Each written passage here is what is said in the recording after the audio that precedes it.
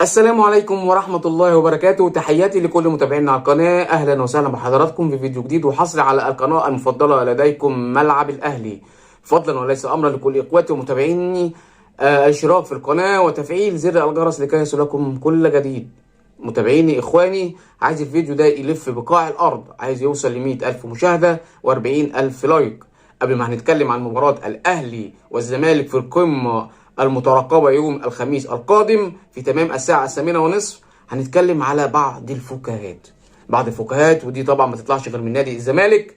نادي الزمالك بيرفض ان هو يسلم الدرع للدوري المصري لتسليمه للأهلي يوم الخميس القادم في لقاء القمة. ايه الموضوع؟ ايه اللي حصل؟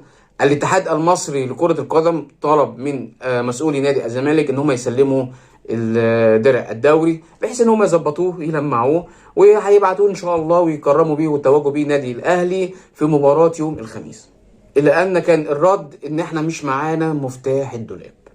المفتاح فين؟ المفتاح راح فين؟ مش عارفين. حاجة في منتهى التفاهة وحاجة في منتهى الكوميديا. يعني ايه مش عارفين مفتاح الدولاب بتاع الدرع فين وبتاع البطولات؟ يعني اقل نجار بربع جنيه يفتح الدولاب. يا سيادة الموسيقار، يا اصغر مؤلف في القانون، انت بتصدر ليه المشاكل وتجيبها لحد عندك؟ دي كانت حاجه كوميديه كده، حبيت ان انا اقولها في بدايه الفيديو قبل ما نتكلم على العناصر الاساسيه اللي هتشارك في لقاء القمه القادم مع مباراه الزمالك. الحاجه الثانيه، بعد ما قال لك ان هيوقفوا القيد عن نادي الزمالك لثلاث فترات بسبب مشكله محمود شيكابالا وسبب المديونيه اللي عليه من جانب نادي سبورتيك لشبونه البرتغالي، والمفروض ان هو كان هيسدد 1.5 مليون دولار. انا ما اعرفش الزمالك هيجيب الفلوس دي كلها منين، وخد عليها وضيف عليها كمان 500 الف دولار، وهي سامسون. ازمه جديده لداخل نادي الزمالك وهي سامسون، والمفروض ان هو هيدفع 500 الف دولار لوكيل اللاعب، او اسف مش وكيل اللاعب، ده قسط متاخر على نادي الزمالك المفروض ان هو كان يسدده عن اللاعب سامسون. برضو مش عارف القصه راح لحد فين مع نادي الزمالك والمشاكل اللي عماله تتوجه ليها. الحاجه الثانيه، والله قلنا خلاص صفقه امام عاشور تمت يا جماعه.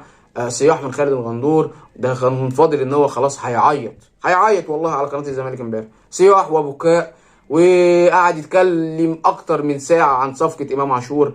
عايز اقول لك يا عم خالد الغندور، يا كابتن مصر، يا بوندو، خلاص امام عاشور خلاص. هو لو كان عايز يجي الزمالك كان جه الزمالك. لو حضراتكم كنتوا عايزينه في الزمالك ما كنتوش فرطتوا فيه. انت النهارده انت واخده من اشبال المحله وخلاص، وعلى راي كابتن ميدو بيقول ان انتوا كسبتوا فيه، جبتوه ب9 وبعتوه ب90، يعني في اكتر من 81 مليون مكسب فيه. طب انت زعلان ليه؟ انت لما خدت قلب الاهلي عبد الله السعيد من نادي الاهلي الموضوع عادي، موضوع ماركت، خلاص سوق شغال، انت ليه زعلان؟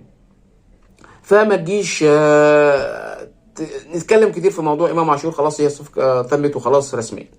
احمد مرتضى احمد حسام ميدو عايز ياخد نمره او ياخد بونت على الجمعيه العموميه تجاه مرتضى منصور.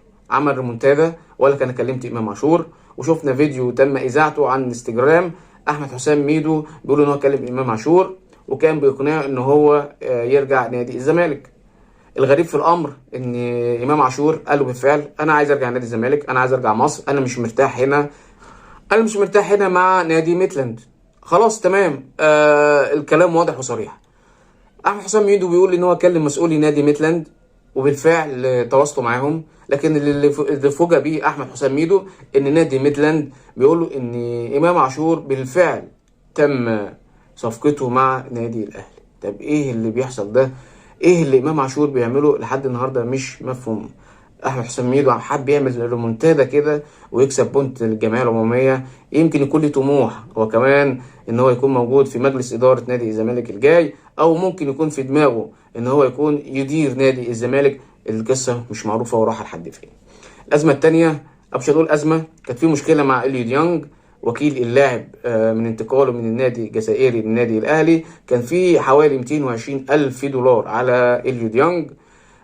في بعض الناس هيقولوا طب نادي الاهلي ليه كان ساكت على الفلوس دهيت والمستحقات دهيت؟ المستحقات تخص اللاعب وليس النادي المنتقل منه نادي اليو ديانج لنادي الاهلي، وبالتالي تم سداد المبلغ كاملا لوكيل اللاعب إليو ديونج ليكون موجود ان شاء الله معانا في مباراة القمة. النادي الاهلي اسرع في ان هو ينهي المستحقات على إليو ديونج، لانه مطلوب بالفعل في وسط الملعب جنب مروان عطية بعد بيع حمدي فتحي لنادي قطري، فكان لازم ان هو يسدد المبلغ بحيث ان يكون موجود إليو ديونج وما يتمش ايقافه عن مباراة القمة. وبالفعل تم سداد المبلغ بالكامل، وتم اخبار سيد عبد الحفيظ بهذا الامر. الحاجة التانية صفقة محمد رضا بوبو. من الواضح ان هيتم تجميد صفقة محمد رضا بوبو. مارسيل كولر قال خلاص طالما ان احنا صفقة امام عاشور تمت بالفعل، انا مش في الاحتياج لمحمد رضا بوبو. هو لاعب خط وسط في نادي فيوتشر. الغريب في الامر ان نادي فيوتشر طالب مبالغ ماليه كبيره جدا لصفقه محمد رضا بوبو وشروط لا تتفق مع مسؤولي النادي الاهلي، وبالتالي تم تجميد صفقه محمد رضا بوبو بعد انتهاء من صفقه امام عاشور. المتوقع مصطفى فتحي، ولو اقرب لنادي الاهلي في الفتره القادمه. في بعض التساؤلات، هل هو موجود مش موجود؟ لسه اداره نادي الاهلي هتوضح لنا الامر ده. الحاجة التانية، بيستعد نادي الأهلي ويستأنف تدريباته اليوم الثلاثاء لمقابلة نادي الزمالك يوم الخميس القادم الساعة 8:30. الأهلي أنهى تدريباته وكمل تدريباته على ملعب التتش بالجزيرة استعدادا لمباراة الزمالك يوم الخميس القادم. مارسيل كولر جاب بعض الفيديوهات لآخر 5 مباريات لنادي الزمالك، بحيث ان هو هيراجع الفيديوهات، هيشوف فين مراكز القوة مراكز الضعف اللي هيلعب عليها مع نادي الزمالك. مارسيل كولر برضو قال ان اللعيبه الاساسيه كلها هتلعب في المباراه القادمه امام الزمالك، بخلاف البدلاء هيلعبوا بعد ماتش القمه القادم من بدايه ماتش المقاولين. ان شاء الله هيلعب بالبدلاء والعناصر اللي هي الموجوده على دكه البدلاء. من المتوقع عمرو السولية ومحمود متولي مش هيلعبوا الماتش الجاي لانهم بيمتثلوا لتأهيل طبي، هم مش جاهزين. عمرو السولية محمود متولي مش جاهزين الماتش الجاي، مش هيكونوا مع فريق نادي الاهلي. اذا الاهلي لقاءه القادم يوم الخميس في تمام الساعة 8:30 بتوقيت مصر، لقاء القمة مع نادي الزمالك.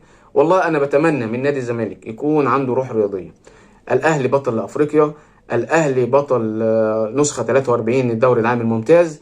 ليه ما نعملش ممر شرفي نستقبل منه لعيبه نادي الاهلي ويكون عندنا روح رياضيه؟ امبارح انت كنت بطل للدوري، النهارده الاهلي بطل للدوري، ايه المشكله؟ نتمنى ان احنا نشوف مباراه في شكلها وثوبها الجديد بشكل يليق بالكره المصريه. نتمنى انها تمر مرور الكرام، ما يكونش فيها اي مشكله.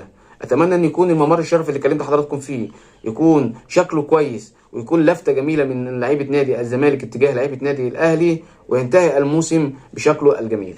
فضلا وليس امرا لكل محبينا ومتابعينا على القناة تفعيل زر الجرس، تفعيل زر الجرس لكي يصلكم كل جديد. دمتم في رعاية الله، والسلام عليكم ورحمة الله وبركاته.